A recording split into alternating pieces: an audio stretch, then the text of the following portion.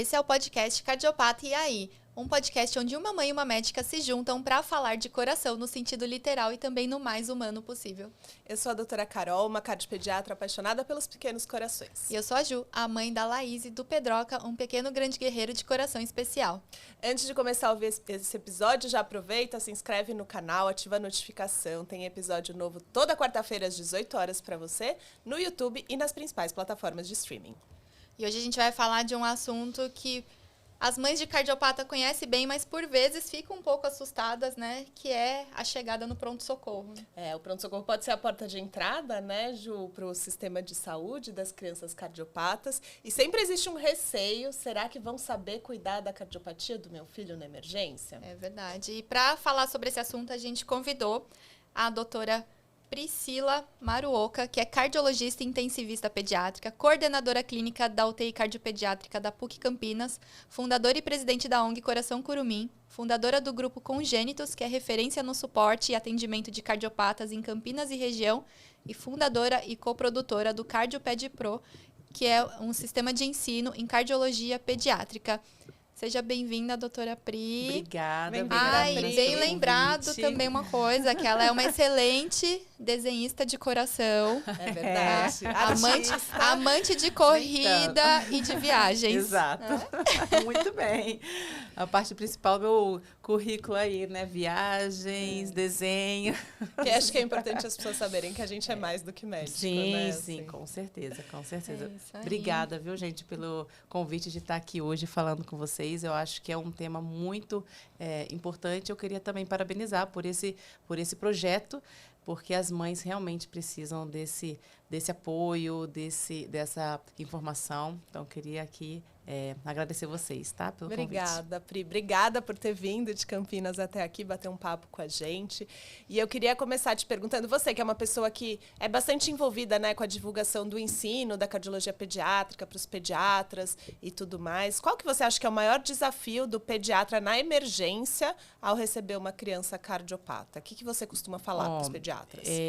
Eu posso assim falar que realmente nesse quesito eu tenho uma certa experiência, porque como eu moro lá em Campinas e aí é no interior de São Paulo, tudo bem que é perto daqui, a gente sabe que Campinas é uma cidade grande, e tem muita cidadezinha perto, né? Então, várias vezes eu já fui fazer avaliação lá na região e em próprios hospitais lá de Campinas. E tinham poucos cardiopediatras na época, né? Agora eu acho que está aí aumentando o número, mas todo cardiopata que chegava no pronto-socorro, eu recebia ligação, sabe? Uhum. Então, essa assim, demanda a gente sabe que é grande. E existe, sim, um medo muito grande dos pediatras de atender cardiopata no pronto-socorro. Mas, respondendo a sua pergunta sobre qual é o desafio, qual é aí sempre, não é só assim, o medo, mas a dúvida deles, eu acho que é saber identificar os sinais clínicos dessa cardiopatia para eles, então, começarem a fazer o tratamento correto. Então, acho que o diagnóstico é um dos principais desafios deles. E tem diferença, você acha, do raciocínio clínico, assim? O que você orienta para os pediatras? Do cardiopata versus a criança rígida? Ah, sim. Nesse assim, sentido de um cardiopata chegar, por exemplo, com uma infecção que não tem a ver com a cardiopatia em si. Se a criança chegar, eles não estão sabendo que a criança é cardiopata, eles vão saber fazer do A até o Z certinho. Mas se você colocar a palavra cardiopata no meio, parece que eles esquecem tudo. É impressionante. Isso eu costumo falar nas minhas aulas também. Parece que eles esquecem tudo, que não lembram mais o que precisa ser feito. E aí, na verdade, vamos dar aí um exemplo. Vai ter que medicar a febre, entrar com antibiótico e fazer o que eles já estavam acostumados. Mas parece que eles estavam por medo só pela criança ter algum tipo de cardiopatia. Então, eu lembro quando eu era pediatra geral, eu dei muito plantão de porta de pronto-socorro. Eu trabalhava num pronto-socorro da prefeitura aqui em São Paulo, desses que tem só assim, raio-x, eletro, e o exame, quando você colhe, vai para um laboratório fora, volta depois de um tempo. Os meus maiores pavores eram ficha de cardiopata e de recém-nascido, que também, ou não é nada, né, recém-nascido, ou é algo grave. E acho que muito vem desse desamparo da educação mesmo. Sem Assim, dúvida. muitos pediatras não são expostos ao aprendizado das cardiopatias complexas. Sem dúvida. E aí eu fico pensando, a mãe de um cardiopata, né, complexo, como por exemplo o Pedro, ao levar o filho no pronto-socorro, muitas vezes a mãe vai saber mais. Eu digo, quando eu era pediatra, com Sim. certeza, se a Ju chegasse no meu plantão, ela ia Ia saber perguntar. mais da cardiopatia do que Na eu. verdade, às vezes pra gente que tá do outro lado é um pouco assustador, porque você chega lá e você percebe, sim, o medo, você percebe a falta de preparo, né? E você acha que é importante a mãe já chegar com algumas informações, ó, tipo, saturação alvo, pode ou não pode volume? Olha, ou, Ju, ou o pediatra deveria saber essas coisas? Eu acho que os dois. O pediatra deveria saber. Então, vamos primeiro falar desse ponto. Foi isso que eu acho que a Carol falou, né? Sobre a nossa formação de pediatra, ela realmente deixa muito a desejar sobre a questão das cardiopatias congênitas. Eu falo isso assim por mim. Eu assim considero que eu fiz uma baita formação de medicina, eu fiz pediatria, UTI, né, pediátrica, fiz tudo pela Unesp e é um baita hospital. Só que lá a gente não era referência em cardiopatia congênita.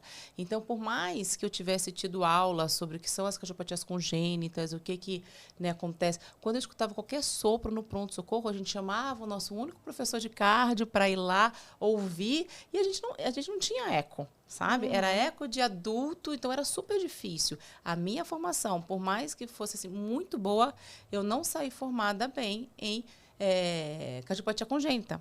Então, isso é muito normal. Então, se você está num hospital que não é referência, é difícil você ter mão disso. Isso é real. Então, daí que surge o medo. Então, sim, o pediatra, ele tem que ter noção disso, né? Tem que, assim, pelo menos o básico, né? De como você vai ali atender o cardiopata. Foi por esse propósito, por esse motivo que eu assim, acabei criando esse Cardioped Pro, né? Com o intuito mesmo de ensinar pediatras a terem essa visão. Mas o outro lado também, a mãe precisa saber. E quem conhece a Coração Curumim sabe que a gente tem aquele projeto de carteirinha do coração. Aliás, eu queria aqui aproveitar que é assim, gratuito. A mãe que quiser fazer o cadastro, é só fazer o cadastro, que tem um link na nossa bio, e a gente manda a carteirinha física para o endereço da mãe. Pode ser de todo o Brasil, só para o exterior que a gente não faz, né? Como esse podcast vai chegar no mundo todo, vai lá. Mas aí diz lá qual é a saturação-alvo, qual é a cardiopatia que fez, porque a mãe não pode chegar a falar que tem um sopro. Né? Tem que saber dizer qual é a cardiopatia, que isso é muito importante. E aí, quando a mãe chega com essa informação, aí o pediatra tem que estar preparado para saber interpretar e aí para poder pensar o que pode esperar dessa cardiopatia. E você sabe que, eu ouvindo você falar da sua formação, eu fiquei pensando que eu fiz a minha formação num centro de referência de cardiologia pediátrica, né? Eu fiz minha formação inteira na USP. Mas eu não tive exposição a cardiopatias congênitas complexas durante a minha formação como pediatra.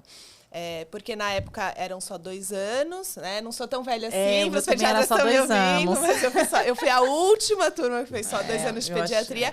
E a gente não rodava no INCOR. Hoje em dia os residentes rodam no INCOR. A gente não rodava, então...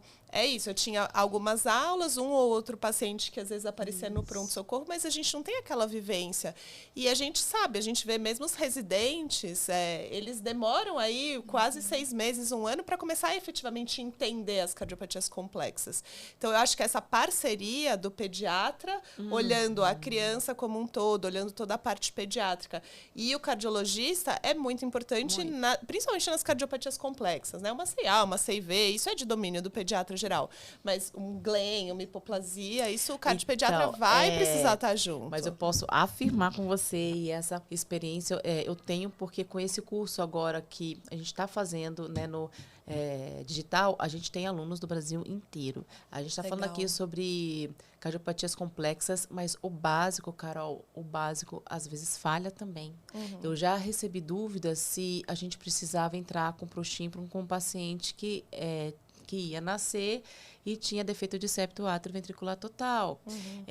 Canso de responder essa mensagem de um paciente com uma CV descompensada se a gente não precisa fazer logo um eco para ver se não está se não tá descompensado. Então, coisas básicas e eles não sabem. Muitas vezes, isso não estou criticando os colegas, não, gente. Eu falo, eu já passei por isso. Se um paciente com CIV, é uma cardiopatia simples, chega descompensada, com uma insuficiência cardíaca congestiva, né, com sinais de congestão no pronto-socorro, eles não fazem uma furosemida sem antes ter o aval do cardiopediatra, às vezes. Eu acho que é muito importante isso, assim, né? A gente que gosta muito de educação, ajudar a levar essa mensagem para os pediatras gerais, daquilo que o pediatra, como toda especialidade, né? Aquilo que o pediatra precisa saber na porta e aquilo que ele vai precisar, para não deixar de prestar o primeiro atendimento. Acho que um caso típico é a criança que tem uma cardiopatia e chega com falta de ar. E aí esse diferencial, assim, né? Cardíaco, não é cardíaco, porque a tendência que a gente tem, e acho que isso é um viés cognitivo nosso, é achar que tudo é do coração, mas nem sempre vai ser, né? Que dicas que você dá para os pediatras que estão ouvindo a gente para tentar diferenciar a dispneia no pronto-socorro? Número 1, anamnese. Tire bem a história física, a história clínica, para poder você saber se é uma infecção, né? Veio o pulmão ou é o coração? Quem veio primeiro? Que você pode estar diante de uma criança que tem os dois ali. Então, acho que é o básico bem feito, né? É o feijão com arroz mesmo. Você precisa fazer uma anamnese para você saber bem essa história, para saber se tem alguma... Eu repito? Pode. Acho que pode voltar do começo. Você tem que fazer uma anamnese. Você tem que fazer uma anamnese bem feita para ver se tem alguma história de infecção ali associada, se essa falta de ar tem a ver com alguma infecção viral ou então pneumonia bacteriana que seja. E, a gente tem que começar por esse básico. E o exame físico, que pode sim ter coisas que pode ali direcionar para os dois lados. E o exame de raio-x eletro, que é o básico que a gente sabe que todo pronto-socorro tem. Então, o que eu vejo muitas vezes o paciente chegou, está com esse quadro de falta de ar, sabe que é cardiopata, e às vezes eu vou chegar lá, não tem um raio-x feito. Eu começo a perguntar, mas ele fez febre? Até que a história clínica, eles sabem, né? Acabam fazendo isso para poder chegar em alguma conclusão. Mas dados do exame físico que a gente tem que ver, né, sobre insuficiência cardíaca. Então, a gente tem que ver se o paciente está muito taquicárdico. Mas se tiver uma infecção, ele pode estar também. Beleza, mas é um sinal também de insuficiência cardíaca. Como que está o fígado, como que está a ausculta pulmonar. Então, tudo você tem que fazer para poder direcionar seu raciocínio. E aí você pede o raio-x. Eu acho que o raio-x é uma ferramenta valiosíssima e que muitas vezes eles não fazem porque estão esperando o ecocardiograma. Isso em centros que sabem que tem alguém para fazer, né? Mas eu acho que esse básico é essencial. Tem que fazer como ele faria com qualquer criança, mas pensando ali no diferencial. E aí tem os exames de sangue, né, que você pode ali coletar para poder descartar a infecção. Então, você faz o hemograma, PCR, tem o BNP, mas aí que eu falo, Nem né? todo lugar tem, né? Não tem, mas eu vou falar, no hospital que eu trabalho tem, e a gente começou a coletar bastante para fazer esse diferencial faz pouco tempo. Porque eu toda hora ia lá e aí perguntava. Então, tem muita gente que nem sabe que pode coletar. Então, acho que esse básico a gente tem que ensinar e sempre cobrar para eles começarem a construir esse raciocínio clínico para chegar no diagnóstico, né? Perfeito. Porque o que eu vejo é que, às vezes, existe um receio também, né, do tratamento. Eu acho que isso vem um pouco dessa questão que a gente abordou, do conhecimento, do treinamento. E acho que isso que é importante para você, pediatra, que estiver ouvindo a gente. Se você não se sentir seguro, se você trabalha num pronto-socorro que chegam crianças cardiopatas, busque mais formação. Porque a Sem gente, dúvida. a Pri não teve, eu não tive, tá tudo bem. Você querer, o que não tá tudo bem é ter a criança e a gente não ir atrás daquilo que pode prover o melhor cuidado. Conhecimento E será que salva também vidas. ter um pediatra, um cardiologista amigo também, Super, né? com Pode certeza. ajudar. Porque eu lembro que uma vez eu levei o Pedro num pronto-socorro e a médica era uma excelente intensivista. Tipo, ela tocou muito bem e ela olhou pra mim e falou assim, calma, Eu não sei da cardiopatia dele, mas o meu noivo é cardiopediatra. Eu já liguei para Pronto. ele já me orientou. Excelente. E aí deu Mas tudo resolve, certo. Então, Ju, acho que resolve. enquanto você está nesse processo ainda de buscar uma formação, alguma coisa, ter um cardio amigo, acho que é bom, né? Não, com certeza, né? Porque também não é só a insuficiência cardíaca que vai aparecer no pronto-socorro, né? Tem outras emergências e, às vezes, você ter um cardio amigo para mandar um eletro, um raio-x, discutir, trocar uma Com ideia, certeza. ajuda bastante, né? E você sabe que eu também andava com uma pastinha do Pedro, com tudo ali, inclusive na capa da pastinha, o telefone da cardiologista. Que podia entrar em contato. Quem tem uma cardiologista que está ali disponível, tudo, então, já aconteceu da médica do pronto-socorro ligar ali para cardiologista dele e tirar as dúvidas. E acho que isso é super importante, assim, né? Por exemplo, eu que cuido de insuficiência cardíaca avançada, transplante, assim, uma cardiopatia, às vezes, é algo que é difícil, imagina um transplantado. Então, a gente precisa estar acessível, né? E a gente acho que a grande questão é se as mães sabem que nós somos, então é importante divulgar isso, né? Deixa eu, então, até aqui contar um caso que não faz muito tempo, que tem a ver com pronto-socorro, e é isso aí. O meu paciente é uma atrisia pulmonar com Blaylock, e a gente está ali já se estudando para poder fazer a próxima cirurgia. E ele foi no pronto-socorro porque a mãe, ela é enfermeira, e ela tem, assim, um olhar fantástico, assim, para a clínica, né? E a gente tem que dar essa acessibilidade. Você falou tudo, porque isso traz um conforto para a mãe. E ela foi no pronto-socorro e aí, porque ele não estava mamando, iam pôr operação de Blaylock, e ela viu que a saturação dele tinha caído, e aí eu comecei a perguntar, né? Blaylock desidratado, vamos fazer as perguntas ali de desidratação. Mas ela estava incomodada porque ele não estava bem, mas passou no pronto-socorro, o médico achou que ele estava bem e deu alta. Eu falei assim, dá meia volta, volta para o pronto-socorro, porque eu vou lá, eu ligo, eu falo com ele, porque eu acho que você precisa internar para poder hidratar.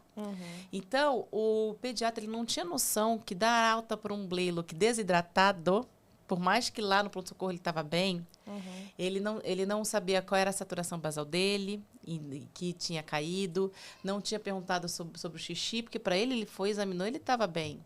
Então, essa criança estava quase 12 horas sem mamar. Não, ela tinha trocado só uma fralda. A saturação dele tinha caído em 5 pontos, estava mais taquicárdico. Falei assim, não, volta, porque se não hidratar, você pode ir para casa e esse Blaylock pode assim, obstruir. Então, são assim, o nosso...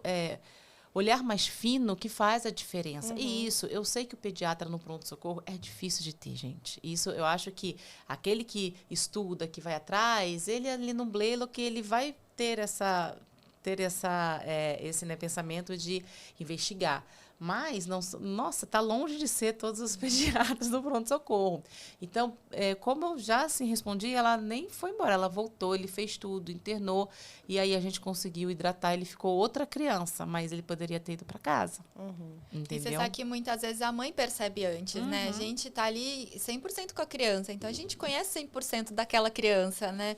Como que a mãe consegue falar lá no pronto-socorro para o pediatra ouvir sem também achar que a mãe está exagerando? Porque às vezes a mãe também tem aquele estereótipo, a mãe está exagerando, né?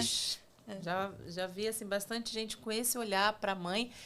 Mas tem uma frase que eu estou assim, aprendendo muito, sabe, ultimamente, porque eu faço isso, já tive complicações com esse meu olhar, então eu estou tentando mudar, porque a gente aprende assim.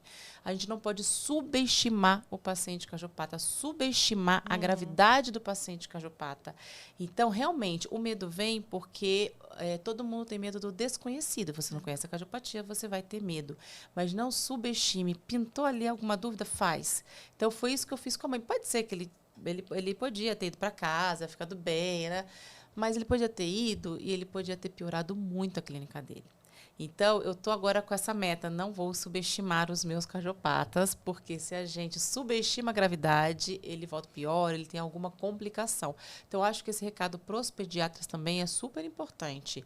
Não é para ter mais medo, mas diante de uma cardiopatia complexa, entenda primeiro, você não pode atendê-la sem entender a cardiopatia. Porque daí sim você pode agir com segurança. Liguem para esse cardio amigo, né?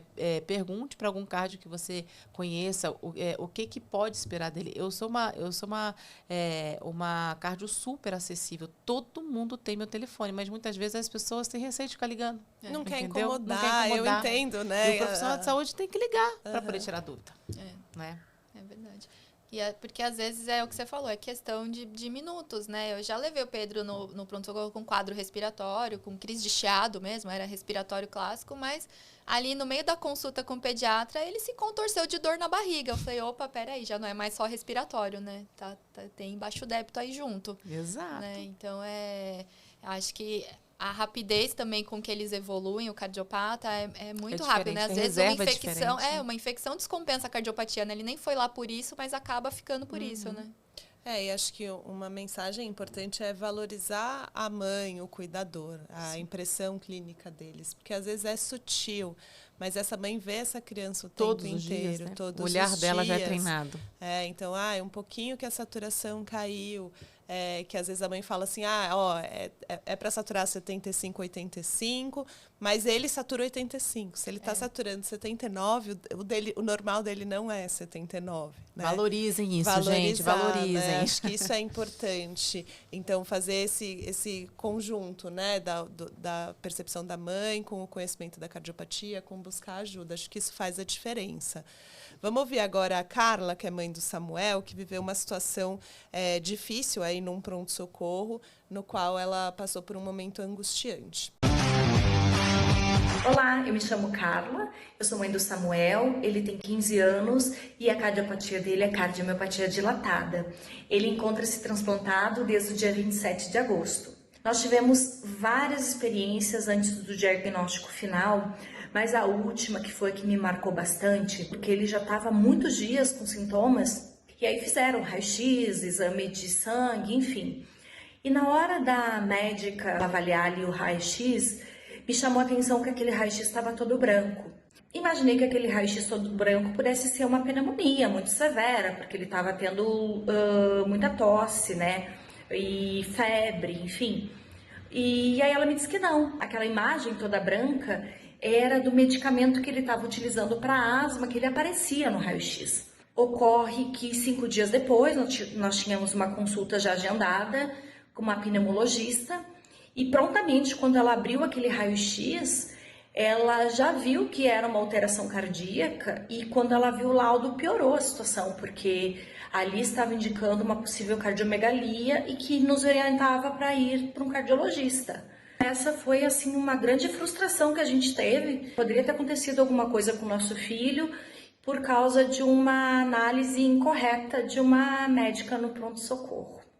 Eu acho que a gente vive um momento, e agora eu vou falar um pouco de política, que não é um pouco a ideia do podcast, mas a gente vive um momento muito delicado na formação médica no Brasil. Né? A gente vê aí um aumento indiscriminado do número de faculdades, sem necessariamente ter um hospital-escola. Então, como que um médico vai saber cuidar de qualquer ser humano, ainda mais de uma criança cardiopata, sem ter tido a oportunidade de praticar? Né? Então, acho que a gente vive um momento extremamente delicado. E acho que cabe aqui a reflexão da sociedade. O que a gente, como sociedade, quer para cobrar das autoridades algo que seja factível para que a gente possa ter um bom serviço de saúde. Porque a interpretação de um raio-x é básico. É algo básico. Né? Então, Pri, o que você dá de dicas para o pediatra que está ouvindo a gente sobre interpretação do raio-x? Como que você costuma ensinar isso nos seus cursos? Que dicas que você dá?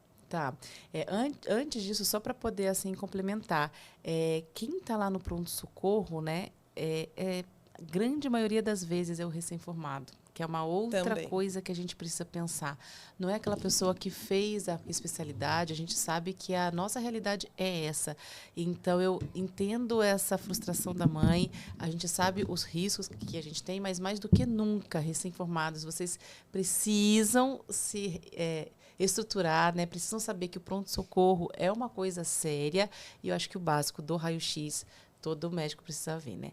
Então, para poder falar sobre a dica aí do raio-x, a gente precisa saber avaliar se tem, né, alguma repercussão. Então, quando ela fala assim, o raio-x todo branco, se tá com o pulmão branco, você precisa saber como que é o parênquima pulmonar. Né? Se o pulmão está bem expandido, se tem líquido naquele pulmão ou não, que seria o caso ali talvez da insuficiência cardíaca, né? Ou de uma pneumonia severa, mas você precisa avaliar os campos pulmonares né? Se ele está congesto ou não. E a área cardíaca, você saber, né, quanto que é o índice cardíaco, eu acho que isso é o básico do básico também. Então, pelo menos o parênquima pulmonar, saber se ele tem algum sinal de congestão ou não. E a área cardíaca, isso ele realmente precisa saber. Isso já daria uma suspeita ali de Com que certeza. tinha alguma coisa no coração. Com certeza. Tem horas que eu vou assim examinar vamos dar o exemplo de uma CIV mesmo, que é básico, se ele está com a descompensação da cardiopatia ou se ele está com uma infecção. Tem vezes que eu vou lá, a área cardíaca está pequenininha, mas aquele pulmão mais branco, né, que você fala, isso aqui é infecção. Então, a área cardíaca, ela dá uma resposta para a gente muito boa, né, que seria ali o próximo passo, a gente coletar o BNP para saber se está ali dilatado ou não, mas precisa saber calcular o índice cardíaco. Isso é fundamental. Perfeito. E o índice cardíaco, para as mães que estão ouvindo a gente, é a proporção do tamanho do coração com a caixa torácica. E acho que é importante também a gente lembrar aqui que o raio-x da criança é diferente do adulto. Porque o adulto, você fala assim, ó, respira fundo, prende o ar, ele vai. A criança, quem é mãe tá ouvindo a gente, sabe como é. Às vezes entre um choro ou outro. Nem sempre a técnica é adequada, por isso às vezes pode parecer alterado, mas o pediatra também analisar e julgar que não é. Então, nem toda possível alteração traduz uma doença, né? Mas toda possível alteração é mandatório uma investigação. Então, a gente fala que o raio-x, ele é um exame que tem um valor preditivo negativo bom. Se ele vem normal, a chance de ter alguma coisa errada é muito baixa, né? Se ele vem alterado, pode ser que tenha, pode ser que não. E aí precisa da investigação. E eu percebi nas investigações que eu fiz com as mães que nem sempre, dependendo das cidades pequenas, nem sempre é um pediatra que está no pronto-socorro. Às vezes é um clínico geral que está atendendo crianças, né? E na UTI também. Você sabe que tem muita UTI aí, Brasil afora, que UTI pediátrica, que é o ortopedista, o ginecologista. Cirurgião pediátrico faz. Botucatu, que fica mais no interior de São Paulo, a gente dava muito plantão lá na região, né? Então, bem assim, interior mesmo. E era um plantonista que atendia de criança até idoso, gestante. Era assim, entendeu? Então, a gente tem que entender essa realidade.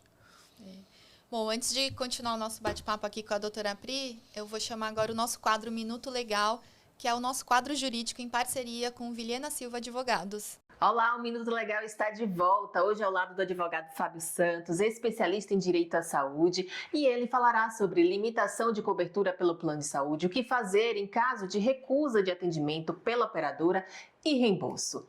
Fábio, existe um prazo de carência para atendimento de urgência e emergência pelo plano de saúde? Existe, mas esse prazo é de apenas 24 horas após a assinatura do contrato. É o que diz a Lei 9656, a Lei dos Planos de Saúde, em seu artigo 12. E as operadoras de saúde podem limitar a cobertura de urgência e emergência? Não, elas não podem.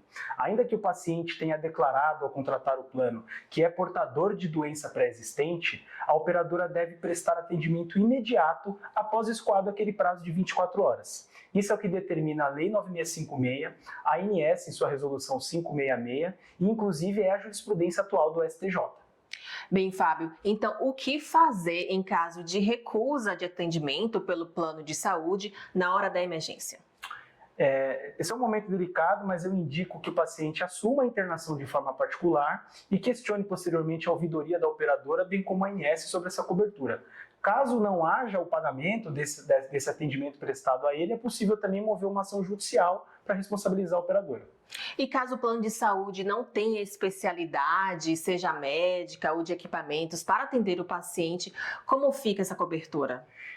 O artigo 5º da Resolução 566 da ANS prevê que, nessa hipótese, o atendimento deverá ser feito através de outro prestador, mas às custas do plano de saúde. E é o que diz, inclusive, o Código de Defesa do Consumidor. Por fim, posso procurar um profissional e pedir reembolso? Pode, mas com muita cautela. Porque para procurar outro profissional e pedir reembolso, é preciso que esteja caracterizada uma falha ou impossibilidade de prestação do serviço pela operadora. Fábio, muito obrigada pelos esclarecimentos e até a próxima. Até a próxima, eu que agradeço. Tchau, tchau. Bom, voltando agora, eu vou ler o relato da Luana, a mãe do João Lucas, de 6 anos, que tem uma cardiopatia univentricular e é um PO tardio de Fontan. né, a experiência dela no pronto-socorro. Então, ela falou que ela teve um episódio que ela precisou correr para o pronto-socorro da cidade, é uma cidade pequena, sem muitos recursos, e quem atendeu foi um clínico geral, é o que a gente estava falando agora. E ele não entendia sobre a cardiopatia, mas ele foi extremamente atencioso. Ele passou a noite do lado da cama da criança, observando todos os sinais, saturação. E ela falou que até hoje não descobriu exatamente o que foi, provavelmente foi uma crise asmática. Mas como nunca tinha acontecido, ela ficou assustada também. Mas aí ele entrou em contato com o cardiologista da criança e depois, no final, eles foram liberados do pronto-socorro. Foi tudo bem, não era o coração. Fizeram todos os exames, estava tudo bem. Então foi uma história feliz, né? De um clínico geral que ficou em observação a criança, né? Não deixou passar, não ficou, né? Na dúvida mandou embora, não. Ele ficou na dúvida, ele ficou olhando e ainda entrou em contato com o cardiologista. Então acho que eu o vou mundo confessar ideal, que né? eu fiquei até arrepiada com essa história, porque assim, hoje em dia, que era o que ela estava falando mesmo, a gente fica um pouco receoso com o futuro da medicina do Brasil. E médicos como esse, cara, ele não sabe nem de criança, porque ele é clínico, mas ele se preocupou. Eu acho que, antes de tudo, se você é um médico, se você vai atender qualquer paciente de qualquer idade, você tem que se preocupar com o paciente que você está ali na frente.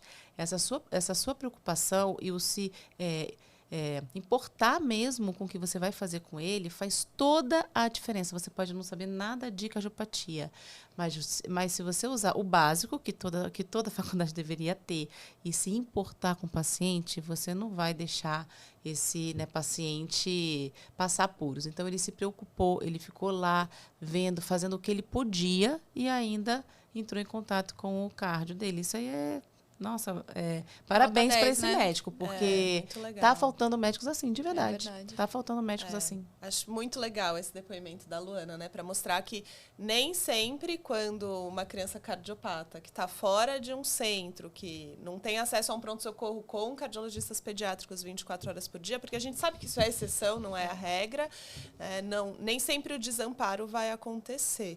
Então, acho que é legal isso, para que as pessoas também saibam que o sistema de saúde tem pontos positivos, tem pontos bons também. E que essa parceria é importante, que a mãe precisa conversar, explicar, passar o telefone do cardiopediatra, e que se a mãe não se sentir segura com o atendimento, que procure, né, uma segunda opinião, que fale com o seu cardiopediatra, mas que não é para não ir ao pronto-socorro, porque a grande maioria das vezes eu acho que vai ser bem atendido. Mas caso se sinta inseguro, procurar ajuda. Isso. E você acha que a mãe tem que ter sempre em mão um relatório, alguma coisa para levar, assim, nesses casos de emergência? O que deve ter nesse relatório? Eu acho que ajuda muito você saber o diagnóstico, né, a cirurgia que esse paciente fez, as medicações que usam e, se for, né, assim, possível, quais são os sinais-alvos ali básicos para aquela criança. Porque o que cursa com muita dúvida sempre para eles qual a saturação esperar, entendeu? Às vezes um univentricular chega saturando 85 e desespera o pediatra, mas calma, né? Aí a mãe tem que explicar, ele é assim mesmo, né? E eu acho que essas informações são importantes. Outra dúvida que o pediatra sempre me faz posso dar volume? O volume. Então, isso, é lógico que a gente sabe que não é uma regra. Tipo, tem algumas cardiopatias que a gente realmente não pode dar muito volume, mas você fala, não pode dar volume. Daí ele usa isso como regra, daí chega um paciente lá totalmente desidratado, um choque hipovolêmico, e aí?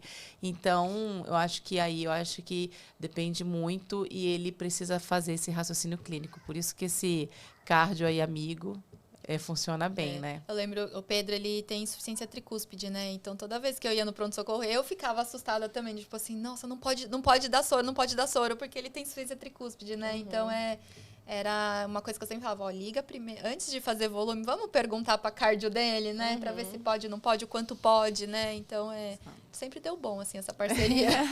Mas acho que uma outra coisa importante para os pediatras que estão ouvindo a gente é também não se paralisar, que é um pouco, a gente tocou um pouco nesse assunto mais cedo. Às vezes já me aconteceu, por exemplo, tá com arritmia, né? O que eu faço? Faz adenosina? Não faz? Eu sempre falo, siga o paus. Você Sim. está de frente da criança, siga o PAUS, a sistematização do atendimento. Fala, você quer que eu te espere para fazer? Não, eu não quero. Você pode, você é médico, você está autorizado a fazer. Acho que isso é muito importante também. Os pediatras saberem que não precisam esperar o cardiopediatra para conduzir as emergências. Por exemplo, outra coisa que vira e mexe dá dúvida também, a gente falou um pouco dos medicamentos, do volume, anticoagulante. O paciente toma anticoagulante, teve uma queda, uma fratura. O que muda, Pri? Explica aí para quem está ouvindo a gente. Aí você precisa realmente entender a cardiopatia dele para poder saber o porquê que ele usa, né? Qual é o anticoagulante que ele toma, e você precisa tomar todos os cuidados. Eu já perdi paciente, Carol, porque caiu da cadeira. E aí sangrou a cabeça. Né? Então, a gente tem que saber quais são os exames que a gente tem que pedir para a gente poder conferir se ele está no nível certo ali da anticoagulação, e nunca subestimar a gravidade. Você sabendo que ele toma o anticoagulante, então você tem que pensar em todas as complicações de sangramento, e o que mais assusta a gente realmente é sangramento no sistema nervoso central, né?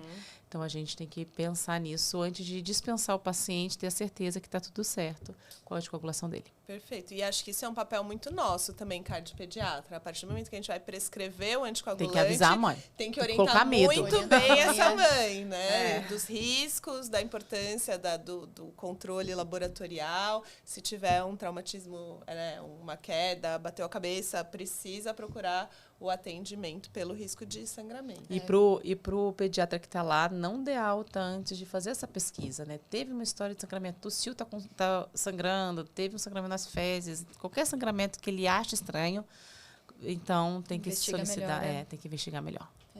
E em relação às médicas, porque a criança vai muito pro pronto-socorro por conta de quadro respiratório, né? E aí o cardiopata está lá com quadro respiratório, tem que ter algum cuidado para prescrever corticoide, inalatório ou via oral? Tem alguma preocupação em relação a isso? O que eles têm muito medo, assim, é em relação ao beta-2, né? Porque pode causar... Isso. Que pode causar arritmia, né? Mas... eu falo, a gente tem que colocar na balança, né? O que está descompensando o paciente agora? Poxa, se for a crise asmática, a gente vai ter que fazer para poder tirar ele dessa crise asmática. E o melhor lugar para você fazer isso é no pronto-socorro, galera. Monitorizado. Então, vamos fazer, né? É o básico ali, entendeu? Então, né, não pode fazer, porque as pessoas gostam dessas orientações para ter como regra. E não, você vai deixar ele lá agoniando da crise asmática, né? Então, a gente tem que saber usar, mas com cautela. Usou e ele fez arritmia, então, pera lá, vamos tentar fazer uma outra terapêutica aqui. Perfeito. Acho que é isso. Entender o que está descompensando a criança na hora, resgatar a criança da emergência. Exato. E aí depois conversar, porque muitas vezes essas crianças também tomam beta-bloqueador. Vai suspender, não vai, internou por asma, crise asmática, mantém, não mantém. Daí precisa conversar com o cardiologista, que é a pessoa que vai saber o antecedente, por que a medicação entrou, se vale a pena o risco ou não de suspender, né? Exato. Muito bem, vamos ouvir agora então o relato da Carolina, minha xará, mãe da Laís. Ela percebeu que alguma coisa não estava bem e aí ela foi procurar o pronto-socorro. Oi, sou a Carol, mãe da Laís Manuela, de 5 anos. Minha filha tem cardiopatia congênita chamado truncos arteriosos tipo 1. Então, com 12 dias de vida, ela fez a correção total, onde foi colocado um tubo artificial no lugar de uma artéria. E a gente vinha acompanhando aqui na minha cidade. Então, com 6 meses de vida, a Laís passou muito mal. Ela tinha as dificuldades para respirar, ela ficava pálida. Eu corri para o pronto-socorro do hospital onde ela fez a cirurgia. Chegando lá, eu expliquei para a médica que ela era cardiopata, que ela era recém-operada e as dificuldades que ela estava tendo para respirar. Então, eu queria um ecocardiograma. A doutora falou que não ia fazer esse exame porque não era caso de UTI, então ela só ia fazer o raio-x do tórax e exame de urina e de sangue. Tanto que foi detectada uma infecção de urina. E eu não contente, eu fiquei insistindo para a médica, eu falei, doutora, mas não quer fazer uma investigação melhor? Ela falou que não era o caso. Então voltamos para minha cidade, por 10 dias a Laís foi medicada aí com antibiótico, e as febres não passavam, as dificuldades de respirar, até que eu acionei a cardiologista dela aqui da minha cidade, ela prescreveu um ecocardiograma, onde eu agendei lá no hospital, e após 15 dias a Laís foi fazer esse exame, e no exame foi detectado que ela estava com um aneurisma enorme no ventrículo direito, pronto a romper. Então, faltou ali a médica, ela me escutar. Ela não deu atenção nenhuma por ser uma criança cardiopata, mas graças a Deus ela foi depois diagnosticada. Hoje minha filha está aqui, ela foi salva. E fica a dica aí desses médicos de pronto-socorro que tem que dar ouvido a essas mães de cardiopata. Eu poderia ter perdido a minha filha ali. Eu ouço a Carol contando a história e aí eu fico refletindo. A gente falou muito sobre não subestimar a gravidade, sobre ouvir a mãe, eu acho que isso é muito importante. Mas também, ao mesmo tempo, a gente ser invasivo demais pode prejudicar essa criança, né? Se a gente deixa internado uma criança que não necessariamente precisa, às vezes ela pega um vírus respiratório. Sem dúvida. Se você colher exame de uma criança não é fácil, ainda mais um cardiopata. Você acha que tem, assim, algum kit básico que o cardiopata tem que ter de exame no PS quando ele bate lá, Pri? Ou você acha que, às vezes, o médico, com uma boa avaliação, uma boa anamnese, exame clínico, a depender da suspeita e da hipótese, pode falar assim, não, ó, nesse caso aqui, eu acho que não precisamos colher exames. Eu acho que essa segunda opção é melhor, porque sempre quando a gente fala um kit básico, eles vão coletar Tudo. Sem critério e não há necessidade, gente. Cadê a humanização aí? Vai ficar coletando o sangue da criança? Não gosto. Não gosto mesmo. Acho que tem que ter esse olhar, tem que individualizar cada paciente que vai e saber exatamente qual exame pedir. E no caso do eco, né, que ela falou, é importante, quando é cardiopata, fazer o eco no PS ou nem sempre? Na maioria das vezes, não. Na maioria das vezes, você consegue, principalmente quando já tem diagnóstico, você consegue resolver ali sem o eco. Mas aí depende do caso, né? Aí tem alguns casos que você vai precisar, principalmente quando não tem diagnóstico de cardiopatia. Ou quando você tem uma suspeita clínica de que alguma coisa não está legal, né? Então, por exemplo, febre prolongada no pronto-socorro, às vezes precisa do eco para investigar endocardite. Exato. Que o cardiopata tem mais fatores de risco. Ou fez uma cirurgia recente, será que teve alguma complicação, né, de lesão residual da cirurgia, derrame pericárdico? Mas aí eu acho isso importante. Mas tem que vir da suspeita clínica, Exato. É muito importante. Não é um carimbão, assim, ó, na prescrição. Um cardiopata. Porque e da ausculta do coração, ele vai conseguir ver isso? Eu acho que é do exame físico, que aí inclui a ausculta de toda a história. Então, ele fez cirurgia recente, ele tá com febre, eu acho que tem que juntar tudo, tá? Porque eu cansei, assim, na maioria das vezes, em pronto-socorro, quando eu vou lá avaliar, e eles nem pedem avaliação, já pedem um eco. Né? Mas isso é tudo assim cultural e a gente vai depois moldando o hospital de acordo com o que você acha o certo. E aí eu pergunto, mas para que é o eco? Porque ele é cardiopata. Eu já vi pedir eco para criança que foi lá para infecção urinária. Ou até foi por uma fratura e pedir a avaliação da cardio. Por quê? Porque ele é cardiopata e queria um eco. Falei, calma, gente. Mas para quê? A gente tem que saber o porquê a gente está pedindo o exame. Né? Porque acho que primeiro que o uso indiscriminado do recurso sobrecarrega o sistema de saúde.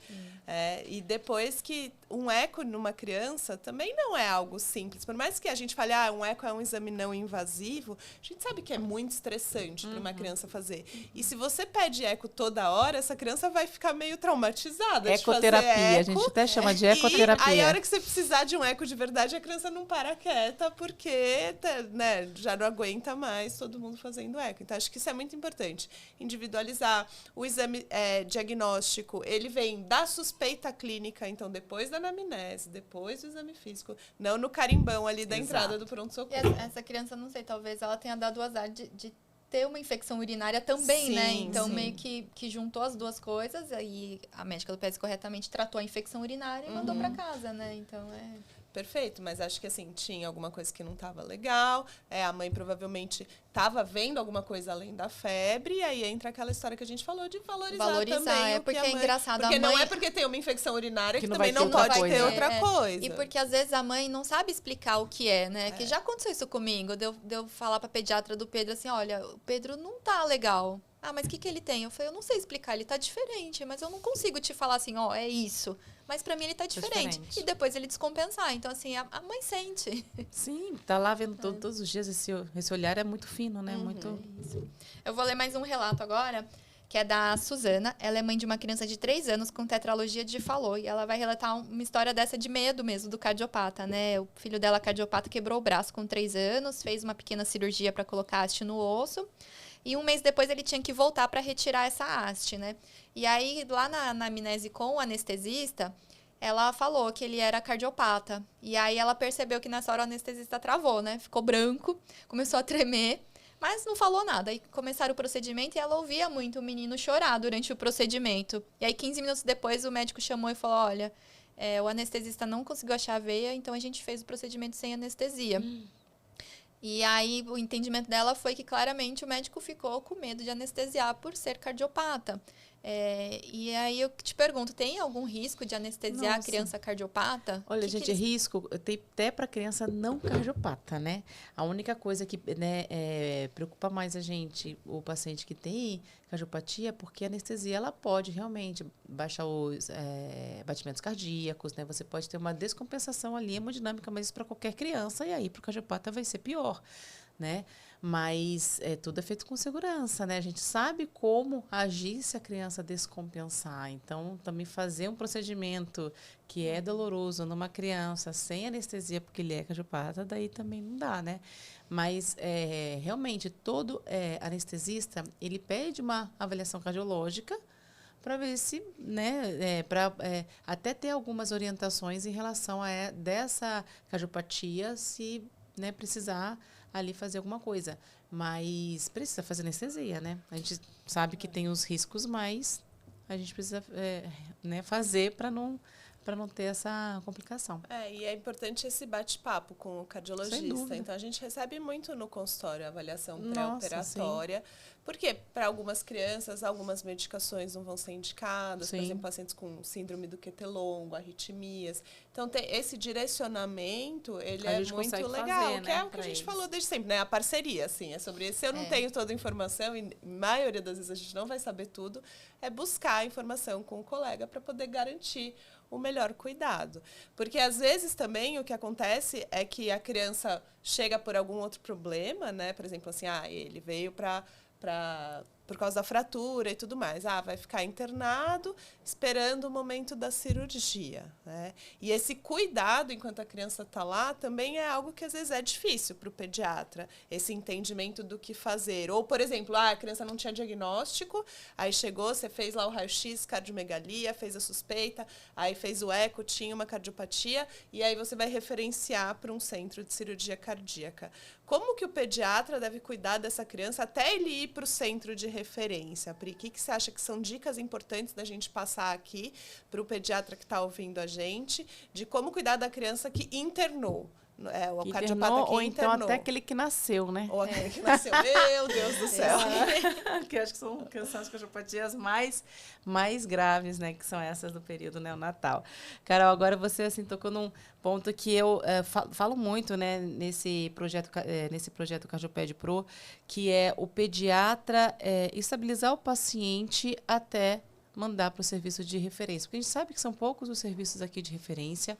Então, ele precisa estar lá em qualquer lugar do Brasil, ele precisa, né, precisa estabilizar o paciente. Então, primeira coisa, entenda a cardiopatia. Entenda. E eu sei que, para muitos, o eco que está ali é um embaralhado de letras ali que não consegue entender nada. Mas por isso que existe o CardioAmigo, e nesse projeto nosso a gente dá apoio pelo grupo de WhatsApp, que eles perguntam tudo. Eles mandam, legal. A gente explica, eu faço o desenho, porque você precisa entender o caminho da hemácia. Então, esse apoio de WhatsApp, graças a Deus que a internet tem essas coisas boas, né? Eu acho que é fundamental. Então, precisa saber, primeiro, anatomia, para você conseguir entender a fisiologia e fazer o caminho da hemácia é o primeiro passo. Porque daí você vai conseguir encaixar a cardiopatia no seu grupo clínico e vai conseguir conduzir ali a clínica, né, com o tratamento adequado, baseado no seu diagnóstico clínico. Perfeito. Muitas vezes, Carol, nem é preciso fazer o diagnóstico etiológico, tá? Porque você não tem um eco, pode chegar descompensado e você tem que ali estabilizar. Mas diante da suspeita de uma cardiopatia congênita, que você ainda não tem o diagnóstico certo, fato, você precisa fazer o diagnóstico clínico. E o diagnóstico clínico vem antes do diagnóstico etiológico do que é aquela cardiopatia. Né? Então, essa é a dica que eu dou. Foque na clínica, entenda o que o seu paciente está tendo, que você vai conseguir ali dar um bom suporte. E depois que você tem o diagnóstico, faça o caminho da hemácia para você entender qual que é a fisiologia. Acho que um clássico é o recém-nascido que vai ficando cianótico, né? Depois do nascimento. E aí, às vezes, o eco... A gente sabe que em muitos lugares do Brasil, o eco, quando tem, passa uma vez por semana, uma vez a cada 3 dias. Né? É normal. Então, o que faz? Ligue o prostim. E às vezes não é nem cardiologista pediátrico, né? A maioria das vezes eu diria que não é nem o cardiologista Eu vou pediátrico. dar um exemplo também que a internet trouxe, né? Uma vez eu estava tirando dúvida de uma... Ela nem era aluna, não. Ela nem era aluna, foi de internet mesmo. Que ela estava lá, já fazia 10 dias com recém-nascido, de uma cidade do norte, não lembro mais aonde, e ele era cardiopata, ela mandou para mim, ele estava chocadaço, e ela precisa de ajuda, foi uma aluna minha que deu o telefone e falou assim, não, pode mandar que eu vou ajudar. E ela mandou lá o laudo, se eu não me engano, era uma atrisia pulmonar também. E aí, estava chocado, estava insaturando, estava com todas as drogas, até falei assim, tá bom, quanto que está o Prostin? Não temos Prostins aqui. Eu falei, oi, você não tem Prostin? Não, a gente não tem Prostin aqui no serviço. Então, a gente está pedindo para... Falei, olha, então eu sinto muito, mas falei assim, de sentir muito mesmo, porque ele precisa do Prostin. Então, se você trabalha numa UTI neonatal, o que pode salvar a vida do cardiopata é Prostin. Nada do que você fizer vai adiantar ali aquele choque. Que o Prostin vai salvar a vida dele. Porque aí tem que ser vaga zero, né? Mas é porque lá a vaga zero é avião. Mandar, né? Lá, então, eu lembro que ela assim, a gente está esperando vaga e ele vai ter que ir de avião, porque aqui não tem nada para falei. Não, entendi. Difícil. A gente sabe que esse nosso Brasil é grande e que a assistência no Brasil é bem diferente do que a gente vê por aqui. E pra gente que é mãe é assustador, né? Eu já passei por diversas situações com o Pedro em pronto-socorro que eu claramente via que não tinha recurso, que as pessoas não sabiam direito ali aonde se encaixar cada um. E eu tenho muito instinto de salvamento, né? Então, eu já vou pedindo oxigênio, oxímetro, não sei o quê. Eu me sinto parte da equipe ali naquele momento, né? Mas o que você diria, assim? Como que as mães podem, quando elas percebem isso, como que elas podem impor sem tipo, parecer muito invasivo, sem perceber... a mãe ser ouvida mesmo para falar, caramba, precisa seguir uma linha aqui que não está sendo seguida. A gente consegue poucas mães têm o conhecimento assim? Que você tem, né? Começa assim, né? Por esse ponto. Mas aquela mãe que realmente tem, né, conhecimento, eu acho que dá para poder conversar na hora e falar, olha, eu entendo a cardiopatia, é assim. Ou fala, eu tenho orientação do meu cardiologista aqui, ó, é assim, assim, assado, né? Se ela tem vergonha de falar que é ela que está falando, fala que o cardiologista dela está falando. Porque o médico que ele tem ali o propósito de ajudar aquele paciente, ele vai parar e ouvir. Só que a gente lida com seres humanos, né? Então, você pode encontrar qualquer tipo de ser humano lá no pronto-socorro. Então, eu acho que não tem que ter medo de querer salvar seu filho, em maneira alguma. Então, se você sabe alguma informação e acha que isso vai trazer benefício, eu acho que tem que ser falado sim, porque o médico tem que ele estar com ouvidos para isso. Mas tem uma outra coisa também importante, né? Que eu acho que a mãe ela se sente, na maior parte das vezes, culpada. E você não tem que levar essa culpa, não tem. Você está lá no seu papel de mãe, o que você souber tem que passar, mas tem que também confiar na equipe, né? Mas é que esse confiar que às vezes é difícil, que a gente está nessa situação. Às vezes é difícil. Esses dias uma amiga minha me mandou uma foto do filho que ela levou no pronto-socorro, um filho cardiopata. Ele estava bem pálido, cianótico, assim, acinzentado, né? E ela falou assim, o médico mandou a gente para casa que falou que ele estava com frio, que era para aquecer. Aí eu falei, você volta, porque ele tá baixo débito, então, isso. Então, assim, pode falar assim, então vamos aquecer aqui, porque se aqui esse calor adiantar, eu vou ficar tranquilo, daí eu vou para casa. Então, mas eu acho que eu fico pensando que é um pouco sobre buscar sempre o caminho do diálogo. Isso. E o convite para a conversa, eu acho que ele é importante. Então, verbalizar, não de uma maneira, de um lugar de quem sabe o que deve ser feito, De mas autoritarismo, mas de tipo de chamar para conversa, né? isso, de quem verbaliza uma preocupação, né? Fala assim, doutor, eu entendo, né, o que está sendo feito e tudo mais, eu estou muito preocupada com isso aqui. E quando a gente conversa estando organizado, né, sem gritaria, sem falar assim, porque o conflito nesses momentos de tensão, porque uma criança grave no pronto-socorro é um momento de tensão. Mas se a gente se organiza, faz o convite para a conversa e consegue estabelecer o diálogo, quem ganha é a criança. Isso, acho que essa parceria é fundamental, né? E eu sei que às vezes para a mãe tá num lugar de muito desespero, né? E que é difícil conversar calmamente, né? Quando você vê uma situação ali desafiadora, né? Porque o Pedro uma vez convulsionou numa cidadezinha de interior, a gente foi para um pronto-socorro que claramente não tinha recurso para atender criança, né? Era um pronto-socorro adulto que atendia criança. E ali na hora, assim, o pessoal foi bem legal porque eles sentiram que eu sabia o que eu estava falando e eles foram fazendo o que eu estava falando. E aí, passou uns minutos, chegou a pediatra que ficava em outro lugar e dava apoio, né? Então, eu acho que a mãe precisa, nessas horas, botar a cabeça no lugar para conseguir falar, para ser ouvida, né? Exatamente. Como qualquer situação na vida, eu costumo falar que a comunicação, ela é tão responsabilidade do emissor quanto ela é do receptor. Às vezes, a gente, como profissional de saúde, coloca a falha da comunicação no receptor, na família. A família não está entendendo nada. Aí eu já conversei com essa mãe e ela, né, principalmente acho que os mais jovens, né, os residentes, eu vejo muito isso. E a gente tem que tomar propriedade disso. Se a comunicação não aconteceu, a família não ouviu, mas eu também não me comuniquei. Sim. E o que eu posso fazer de diferente para me comunicar? E geralmente passa por você ter uma fala estruturada, uma fala de respeito, um convite para o diálogo, uma comunicação empática. E a comunicação sem o mediquês também, né? Também. Exato, certeza, isso é fundamental. certeza. Isso é fundamental. É isso aí. Bom, eu queria agradecer, doutora Pri, por ter batido esse papo com a gente. Obrigada mesmo. Acho que vai ajudar não só as mães, mas também os pediatras, né? Não terem medo, a buscarem mais conhecimento, mais informação, né? Você quer deixar algum recado? Não, eu acho que tudo isso que a gente falou, né? Eu acho que o que fica para o profissional de saúde busque conhecimento, né? Conhecimento salva vidas mesmo e salva vidas muito de cardiopatas, a gente sabe.